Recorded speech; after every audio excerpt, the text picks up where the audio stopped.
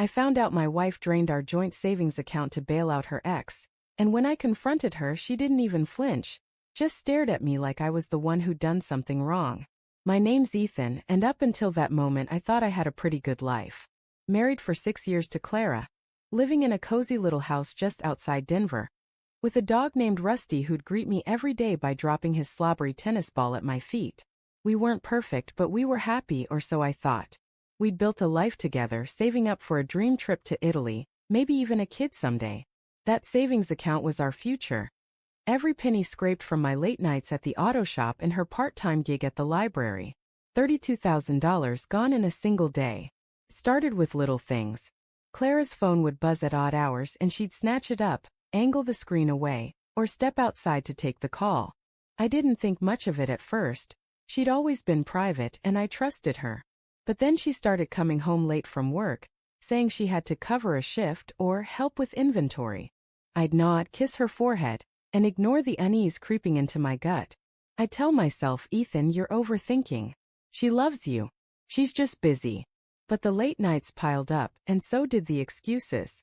One evening I caught her texting in the kitchen, her face pale, fingers trembling.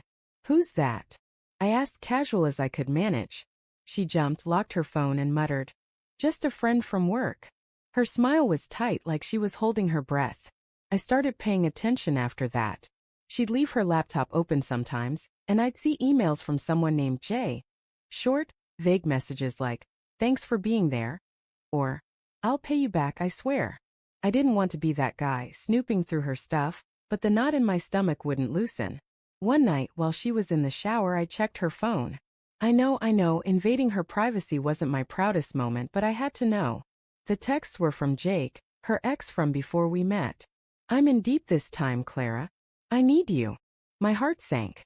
Jake was trouble, always had been, from what she'd told me. A guy who'd burned through her trust years ago with his gambling and lies. Why was she talking to him now? The real gut punch came a week later. I was at the bank, depositing a paycheck, when the teller mentioned our savings account was looking low. I laughed it off, thinking it was a mistake, but when I checked the balance, my knees buckled. $32,000 down to $100. I stood there, staring at the screen, my pulse hammering in my ears. Called Clara right away. "Hey, did you move our savings or something?" I asked, trying to keep my voice steady. She paused too long. "No, I don't think so. Must be a bank error. I'll call them." Her voice was shaky, like she was scrambling for a lie. I didn't push her then. I couldn't. I just sat in my truck outside the bank, gripping the steering wheel, telling myself there had to be an explanation. That night, I waited until we were eating dinner, spaghetti, her favorite, though she barely touched it. "Clara," I said, setting down my fork, "what happened to our money?" She froze, her eyes darting to her plate. "I told you, it's probably a glitch." Her voice was sharp now, defensive. I leaned forward, my chest tight. "Don't lie to me." I saw the withdrawal.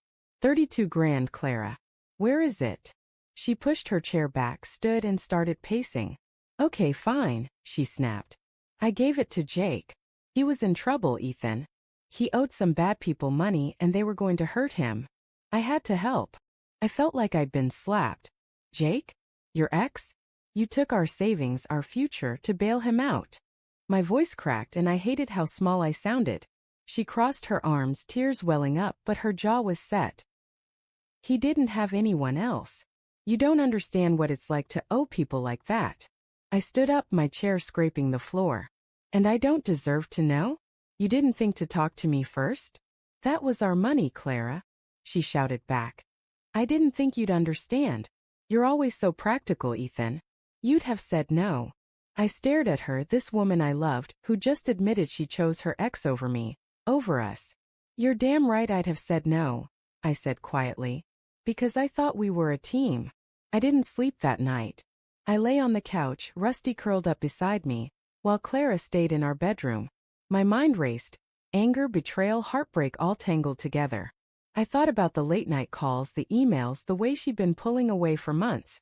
Had she ever stopped loving Jake? Was I just the safe choice, the guy who paid the bills while she held on to her past? By morning I'd made up my mind. I wasn't going to let this destroy me. I went to the bank first thing. The account was joint, so I transferred half of what was left, $50, a pathetic amount, into a new account in my name. Then I moved half of our checking account too. It wasn't much, but it was mine. I didn't tell Clara.